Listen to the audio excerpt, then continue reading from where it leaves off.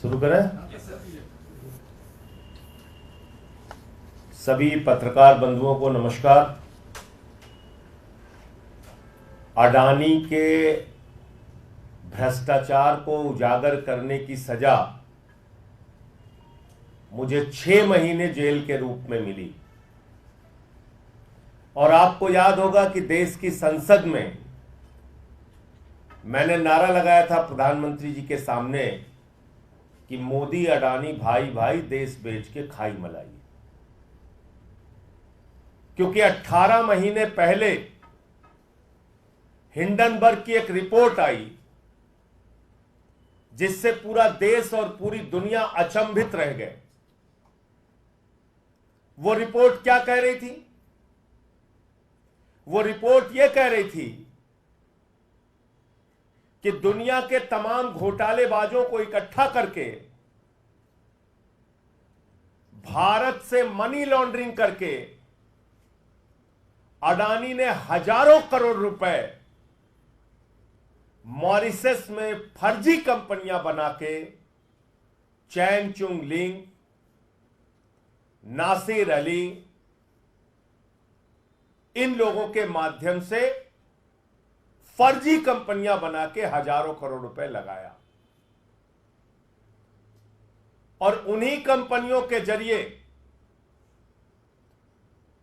गौतम अडानी का भाई विनोद अडानी भारत में शेयर बाजार को बढ़ाने के लिए, अपने कंपनियों के शेयर को बढ़ाने के लिए, अपने कंपनियों के शेयर को ओवर वैल्यू करने के लिए, यानी वास्तविक वैल्यू शेयर की उतनी नहीं है, उसमें फर्जी कंपनियां बना के विदेशों से पैसा लगाया गया और शेयर का दाम बढ़ाया गया। वास्तविक दाम शेयर का उतना नहीं है, लेकिन बाहर से फर्जी कंपनियां बना के विनोद अडानी के माध्यम से हजारों करोड़ रुपए हिंदुस्तान में अडानी की कंपनी में लगाया गया, उसके शेयर का दाम बढ़ाया गया। और जब हिंदुस्तान के छोटे निवेशक, आम आदमी, मिडिल क्लास के लोग उस शेयर को बढ़े दामों पे खरीदते हैं तो कुछ दिन बाद वो शेयर की वैल्यू जब घटती है तो उनका पैसा डूब जाता है।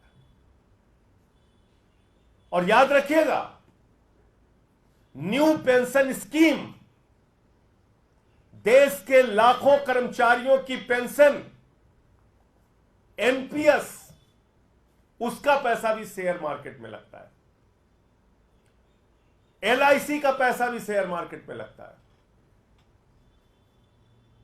और अगर वहां यह घपला और घोटाला हो रहा है तो अडानी का पैसा नहीं डूब रहा है, इस देश के आम आदमी का पैसा डूब रहा है। यह सरल भाषा में हमें समझना चाहिए। यह अडानी का पैसा नहीं डूब रहा है, उसने तो भ्रष्टाचार कर रखा है। यह देश के लाखों करोड़ों लोगों का गाढ़ी कमाई का पैसा जो शेयर बाजार में वो लोग लगाते हैं, वो पैसा डूब रहा है। और कितना डूबा आप कल्पना कर सकते हैं? अगर मैं इस प्रेस कॉन्फ्रेंस में कहूं तो जीरो लगाते लगाते आप थक जाएंगे। जब हिंडनबर्ग की रिपोर्ट का खुलासा हुआ तो 8,50,000 करोड़ रुपए हिंदुस्तान के लोगों के डूब गए शेयर मार्केट में। 8,50,000 करोड़ रुपए। मैंने तब मांग की थी बहुत जोर शोर से कि जेपीसी बनाओ, जेपीसी बनाओ, पूरे मामले की जांच कराओ, सच्चाई तक जाओ। इस देश के लोगों का पैसा डूब रहा है। अडानी ने फर्जी कंपनियां विदेशों में बना के अपनी कंपनियों के शेयर बढ़ाए हैं, उसके दाम बढ़ाए हैं, पैसा गलत ढंग से लगाया गया। खुलेआम ये मनी लॉन्ड्रिंग का मामला है, भ्रष्टाचार का मामला है। एक आवाज नहीं सुनी गई मेरी। मोदी जी ने क्या किया? मोदी जी ने कहा इसको पकड़ के जेल में डालो। उठा के मुझे जेल में डाल दिया गया। 6 महीने में जेल में रहा। जुर्म यही था, मैं फिर दोहरा रहा हूं, वो नारा संसद में, मोदी अडानी भाई भाई देश बेच के खाई मलाई। और आज क्या खुलासा हुआ है? माननीय सर्वोच्च न्यायालय में जब मामला गया माननीय सर्वोच्च न्यायालय ने कहा इस पूरे प्रकरण की जांच सेबी करेगा, सेबी इस पूरे प्रकरण की जांच करेगा। सेबी ने अपनी जांच शुरू की, सेबी ने अपनी रिपोर्ट दाखिल की और 2023 के मई महीने में जो रिपोर्ट सेबी ने सुप्रीम कोर्ट में दाखिल की वो बड़ी हास्यास्पद है। आप सुनेंगे तो आपको मजाक लगेगा। सेबी सुप्रीम कोर्ट में कह रहा है कि हम ऐसे जुड़े 13 मामलों की जांच कर रहे हैं और ये कर रहे हैं वो कर रहे हैं, और बाद में कह रहे हैं हमें पता नहीं है कि कहां तक ये जांच जाएगी, ये एक दिशाहीन जांच है। हुजूर कुछ गड़बड़ी तो हुई है लेकिन हम बता नहीं सकते गड़बड़ी किसने की है। क्या करिए सीबी सुप्रीम कोर्ट में, हुजूर कुछ गड़बड़ी तो हुई है, किसने गड़बड़ी की है, क्या गड़बड़ी की है, यह हम बता नहीं सकते और यह जांच दिशाहीन है, अंतहीन है, किस ओर जाएगी, कब तक चलेगी, यह हमें पता नहीं। तो क्यों बोला सेबी ने? सेबी अध्यक्ष ने क्यों बोला ये? इसका खुलासा कल हिंडनबर्ग की नई रिपोर्ट में हुआ है। और वो क्या कहती है नई रिपोर्ट? कि सेबी की अध्यक्ष माधवीपुरी बुच और उनके पति धवल बुच ने लगभग $10 मिलियन उन्हीं फर्जी कंपनियों में लगाए हैं, उन्हीं फंड्स में लगाए हैं जिसकी इनको जांच करनी थी। यानी जिस भ्रष्टाचार के मामले की जांच सेबी अध्यक्ष को करनी थी वहीं पर इनका पैसा लगा हुआ है, वहीं पे इनका इन्वेस्टमेंट हुआ है लगभग $10 मिलियन। और ये एक विसिल ब्लोअर के माध्यम से इस बात का खुलासा हुआ। आप मुझे बताइए, जिन कंपनियों के, जिनके भ्रष्टाचार के, जिन मामलों की जांच स्वयं सेबी को करनी थी, अगर सुप्रीम कोर्ट ने कहा कि आप जांच करेंगे इसकी, तो माधवी बुच ने क्यों नहीं बताया कि हुजूर मैं जांच नहीं कर सकती क्योंकि हमारा मामला, हमारा पैसा तो और हमारे पति का पैसा तो खुद ही इन फंड्स के ऊपर लगा हुआ है जिसको विनोद अडानी मैनेज करता है, जिसके जरिए हिंदुस्तान के आम आदमी को लूटा जाता है, जिसके जरिए हिंदुस्तान के आम लोगों का लाखों करोड़ रुपए का उनको चूना लगाया जाता है। फिर मैं फिर दोहरा दूं, 8,50,000 करोड़ रुपए शेयर बाजार में 18 महीने पहले इस देश की जनता के डूबे थे, भूलिएगा नहीं। और तब मैंने चिल्ला चिल्ला के कहा था कि यह बहुत बड़ा भ्रष्टाचार है, जेपीसी से इसकी जांच कराओ। और तब मेरी एक नहीं सुनी गई, बल्कि उल्टा मोदी जी ने उठा के हमको जेल में भेज दिया। तो मैं भारत के प्रधानमंत्री से पूछना चाहता हूं, आप भ्रष्टाचार पे बड़ी बड़ी बातें करते हैं, भ्रष्टाचार को खत्म करने की गारंटी देते हैं, भ्रष्टाचारियों को जेल में भेजने की गारंटी देते हैं, और आपने एक तेलंगाना की सभा में कहा था अडानी कांग्रेस को टेम्पू में भर भर के रुपया पहुंचा रहा है। आप देश के प्रधानमंत्री होकर इतना बड़ा आरोप लगाते हैं और जैसे ही आपकी शपथ ग्रहण समारोह होती है, भारत के सेना के सर्वोच्च पद पे बैठे हुए लोग पीछे बैठते हैं, अडानी आगे बैठता है।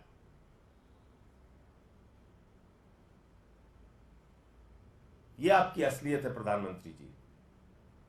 इसलिए अडानी का घोटाला यह अडानी का घोटाला नहीं है, यह भारत के प्रधानमंत्री नरेंद्र मोदी का घोटाला है, यह भारतीय जनता पार्टी का घोटाला है, जिसने पूरा देश अपने दोस्त के हवाले कर दिया। हिंदुस्तान के एयरपोर्ट की जमीन, हिंदुस्तान के सारे, लगभग सारे एयरपोर्ट एक एक करके अडानी को दिए जा रहे हैं। रेल अडानी को, सेल अडानी को, कोयला की खदान अडानी को, गैस अडानी को, पानी अडानी को, बिजली अडानी को, सड़क अडानी को, सीपोर्ट अडानी को। सब कुछ आप एक व्यक्ति के नाम नीलाम करते जा रहे हैं। और आपने प्रभु श्री राम को भी नहीं बख्शा, भगवान श्री राम की नगरी को भी आपने नहीं बख्शा। जो जमीन भारतीय सेना के लिए आरक्षित थी, 13,000 एकड़ जमीन आपने उठा के अपने दोस्त अडानी को दे दिया, अयोध्या में, प्रभु श्री राम की नगरी में। आप ना राम के हैं, ना आम के हैं, ना किसी काम के हैं प्रधानमंत्री जी। आपका एक ही मकसद है, अपने दोस्त के नाम पूरे देश को नीलाम करना। और इसलिए अब ये जो मामला सामने आया है, सेबी अध्यक्ष की सारी जांच बेबुनियाद है, निराधार है, और अडानी के किसी भी मामले की जांच में दी गई, उसकी कही गई बात और रिपोर्ट का कोई मतलब नहीं है जो सुप्रीम कोर्ट में उन्होंने दाखिल किया है। माननीय सर्वोच्च न्यायालय को इसका संज्ञान लेना चाहिए, क्योंकि तथ्य छुपाए गए, सच्चाई छुपाई गई सुप्रीम कोर्ट से। सरकार ने झूठ बोला सुप्रीम कोर्ट में। अब नए खुलासे के बाद उसका संज्ञान लेना चाहिए, नंबर 1। और नंबर 2, ये सारे घोटाले, ये 8,50,000 करोड़ रुपए हिंदुस्तान के लोगों का जो डूबा है, इसके लिए कोई और नहीं, भारत के प्रधानमंत्री नरेंद्र मोदी जी जिम्मेदार हैं। जब तक वो पद पर रहेंगे, तब तक अडानी के मामलों की जांच नहीं हो सकती, अडानी के भ्रष्टाचार की जांच नहीं हो सकती। प्रधानमंत्री में जरा सी भी नैतिकता है तो उनको अपने पद से इस्तीफा दे देना चाहिए। उनको देश का प्रधानमंत्री बने रहने का हक नहीं है। प्रधानमंत्री इस्तीफा दे, जेपीसी बनाई जाए, तभी इसकी जांच हो सकती है। ज्वाइंट पार्लियामेंट्री कमेटी के माध्यम से इसकी जांच हो सकती है, जो हमारी पहले दिन से डिमांड रही है। तो नई रिपोर्ट में एक पहले तो बात आई थी, इनके एक श्रॉफ करके है, वो समधी है, सेबी के अधिकारी। दूसरा मामला आया, सेबी का अध्यक्ष खुद ही फंड में पैसे लगाए हुए। तो इसलिए मुझे इतनी बात कहनी थी कि ये कतई मत समझिएगा कि अडानी के घोटाले का इस देश के आम आदमी से कोई लेना देना नहीं है। इस देश के लोगों का लाखों करोड़ रुपए डूबा है, और उस भ्रष्टाचार में सीधे तौर पे भारत के प्रधानमंत्री नरेंद्र मोदी और उनका एक दोस्त जिसका नाम है गौतम अडानी, वो शामिल है। मुझे इतनी बात कहनी थी। आपका कोई प्रश्न हो तो आप पूछ सकते हैं। सेबी चीफ ये कह रहे हैं कि जो आरोप मेरे ऊपर लगाए गए हैं, जो रिपोर्ट आया है, उनके कहने से क्या होता है? जो सामने आया है सच, वो तो गौतम अडानी भी कह रहा था हमने कुछ नहीं किया। देश के लोगों का 8.5 लाख करोड़ रुपए डूब गया। मॉरिशस में फर्जी सेल कंपनियां बनाई गई। गौतम अडानी ने अडानी कंपनियों के शेयर वैल्यू बढ़ाने के लिए वो शेयर खरीदे, उसमें पैसे लगाए, ओवर वैल्यू हो गई तो आम जो छोटे इन्वेस्टर हैं उन्होंने उसको खरीदा बड़े दामों पे, उनका पैसा डूबा।